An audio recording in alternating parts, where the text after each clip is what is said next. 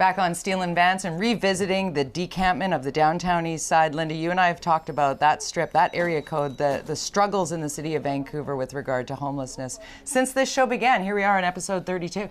Watching the fallout too, there are a lot of activists in particular who are super mad at the city that this was inhumane and what an outrage. And I'm sitting there thinking, well, I mean, they're damned if you do and damned if you don't. You actually said that to our next guest, pretty much. In fact, the mayor of Vancouver, Ken Sim, is with us, and thank you so much for coming in. Thank you for having me. And I can't believe you swore.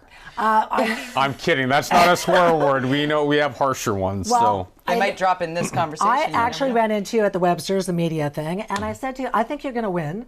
And I feel sorry for you because you have so many major issues to deal with. We'll look at the decampment. I mean, what could you do if you let it stay? People were potentially going to lose lives in fires. If you take it down, people will say, well, where are people supposed to go? I mean, this is one of those intractable problems that doesn't have an easy solution. yeah. So was that a question? Yeah, or? I mean, sorry, that was the long, winded way of going, what are you going to do? What do you do? Yeah, you know, how's it going? I don't want to say it's going well because, I do want to put a very compassionate and sympathetic lens onto the challenges that a lot of people are facing in the downtown east side.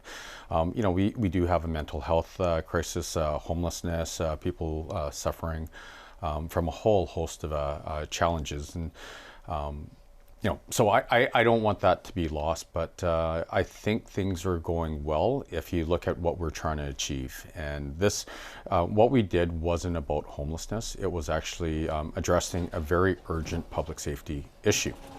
And so make no mistake about it, people's lives were at risk. When you're talking about what was cleared or what's decamped there, those people were offered a place to go and decided no. Is that correct? Yeah, and so thank you for bringing that up because I want to give your audience context. We, as the City of Vancouver, have been working on this for 8 months. And so during that time, city engineers, this has always been a city engineer-led initiative, enforcing a fire bylaw, have been removing structures, and we've removed 600 before April 5th. And 600? 600. And I believe 90 individuals, everyone who put up their hand, received housing options. And then on April 5th, when we got to the point where no one else was accepting, the offers to move into housing, we had to, come in and remove the rest of the structures. And another 10 people put up their hands and they got housing on day one, and every single person who put up their hand got it. Right. But I do want to go back to the public safety issue, not just for people that were living in the tents and the first responders responding to fires and people in the surrounding buildings. Look, we pulled 1,600 propane tanks out of those tents, including a bunch that were 100 pounds. I don't think people realize a 100-pound propane tank exploding will take out a whole city block. Wow. And so when like you said, these are hard choices to make, and we always took a very compassionate lens to what we were doing, and that's why it took a lot of time. But we had to make sure people in the tents were safe. We had to make sure first responders running into these situations, and in front of the tent fire in front of the Imperial Theater. Right. We had that on the show last week. The propane tanks blowing up. Terrifying. But also, my concern, in addition to all the other issues that were going on, the last thing any of us wanted to do was have to respond or go to some family of someone that worked at the City of Vancouver, or a family, someone living in a tent, and tell them that their loved one died because of what we did, or have a towering inferno where best case scenario is the building goes down and people are homeless. Worst case scenarios, you could have had dozens upon dozens of people perish in a horrific fire. Yeah, exactly. I mean, is it time to think outside of the box? We got the province coming up with more housing. I think 100 and some units per month over 3 months. So that's going to ease things off a little bit. Other people are saying, what about old transit buses? What about old cruise ships? What about moving people into Crab Park as a more sanctioned military style kind of encampment?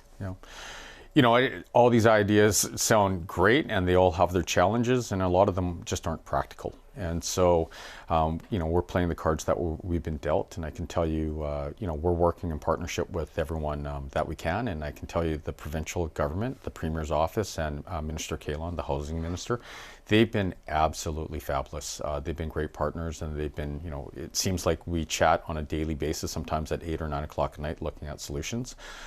So I think we continue to do that.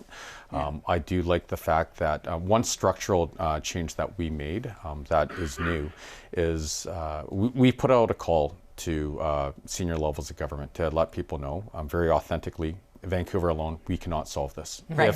If we try to on our own, we will fail. And 2 days later, 3 days later, the Premier said that he and his office was going to take oversight of the whole issue. Right. And that was significant, because when you have more than one group or person accountable for anything, no one's accountable. For the first time, we have one group that's accountable for everything. Working in tandem, teamwork. Yeah.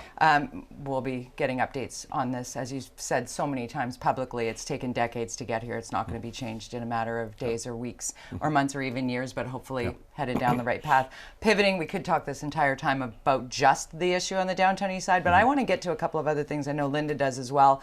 We've talked a lot about the chronic vandalism, the random attacks, the feeling of security or lack thereof. We see it in other jurisdictions. This isn't a Vancouver problem, but certainly it's something that is happening here. How are we addressing that? Yeah, there's short-term and long-term solutions, and you're right, it's not going to get solved overnight. So what we did in the short term is we, and this is a campaign promise that we ran on, hiring 100 additional police officers and 100 mental health nurses. Yeah. How's that going? It's going well, knock on wood. We've spoken with Coastal and the VPD, and they feel good about the number of people that we have to hire. So it hasn't happened yet? It's happening as we speak. Recruitment. Yeah, recruitment. Yeah. And so, and I want to be very clear to your audience here.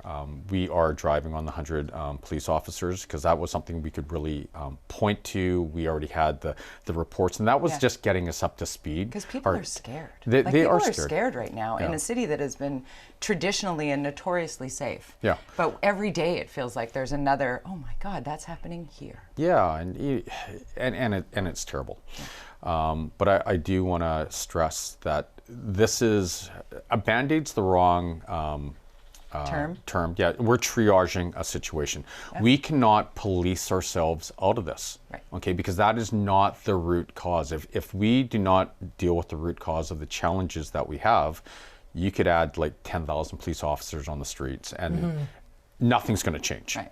Okay, and so that's where the mental health aspect comes in, and the housing, wraparound services, and addressing it as a region, as a province, and as a country. Because the other challenge we have, and we love our municipal partners, and Vancouver represents 25% of the region's population, but we deal with about 75% of all the challenges associated with this, and we can't solve it. Right. We can't solve it on our own. That's the frustrating part. And when you talk about the province taking control of the downtown east side, I'm like, great. As a taxpayer in the city of Vancouver, I've been paying an extra percentage on my property taxes to deal with the opioid crisis. Yeah. Now what are we looking at? 10.7% property tax. We got to talk about that, because we can't fit it in a soundbite, and it'd be great to explain what happened. Well, tell me what's going on. Okay, so first of all, the analogy I would give everyone is, imagine you're living in a house and it has a leaky roof. You have a choice. You can actually ignore it and kick that problem down the road, or you can fix it. We chose to fix it. We were left with, a bunch of challenges, a highly inflationary environment of 7%. Our reserve fund was basically depleted to almost nothing. We have a $500 million capital deficit, which means we might not be able to flush our toilets in 20 years if we don't deal with it. We were left with $5.7 million of funding for the police that should have happened, that got reinstituted, but they funded it out of reserves last time. So did the last mayor do a terrible job? I'm not here to That's litigate tough. the past. That's a toughie. You know what? I don't want to litigate the past. And I'm a big believer in you inherit whatever you inherit. Yeah. You don't complain about how we got here. You drive forward. And so we're going to drive forward. Now, I do want to put this into context, though. It may not feel great, but if you look at the average condo owner in the city of Vancouver, 10.7% in tax increase equates to 34 cents a day. And for the average homeowner, it's 89 cents a day. We have, in theory, given people a break on their overall cost of living because we got rid of the cup fee. So if you have two people living in a condo, you save 16 cents a day. Yeah.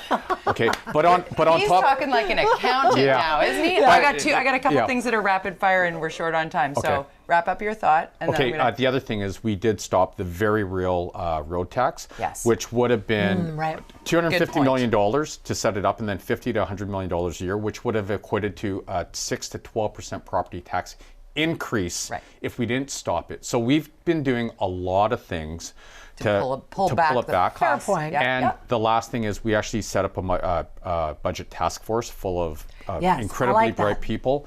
So if they can't figure it out, I don't think anyone can. I love the idea of opening up the books and having a look at where you can save money. I think those are very relevant points.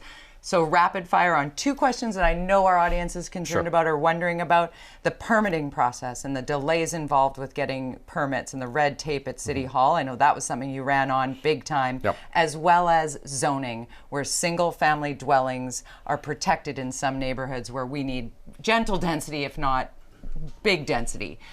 Those two topics, because they kind of go together a little bit. Long and short of it, we think about it every single day.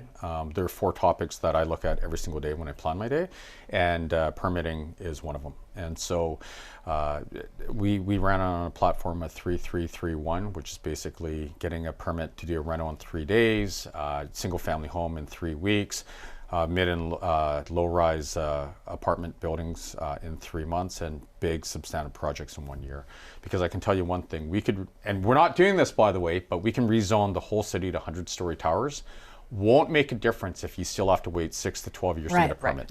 So we are focused on it big time, and what I can let the public know here is people will always overestimate what we can do in 1 year, but they will underestimate what we can do in 5 to 10 years. So you will not probably see significant changes this month, the next month, or the month after. But we're passing a lot of changes to the regulations, and we're doing a lot of things internally that one day, hopefully, sooner rather than later, you'll wake up and go, oh my God, that was actually easy. And so that's a big focus. And then your second question, single family homes. Here's the reality. Single family homes will not make a big part of our housing stock in the next 20 to 50 years. We are going to be densifying as a city. That's something that we completely support, and we want to build more faster. And we have an amazing team at the City of Vancouver, and we love them. They work incredibly hard, and we're going to change the culture a little bit there. Because there has been a culture of fear. People are afraid of making mistakes, so they hold back a little bit. And we're telling people it's okay to make mistakes.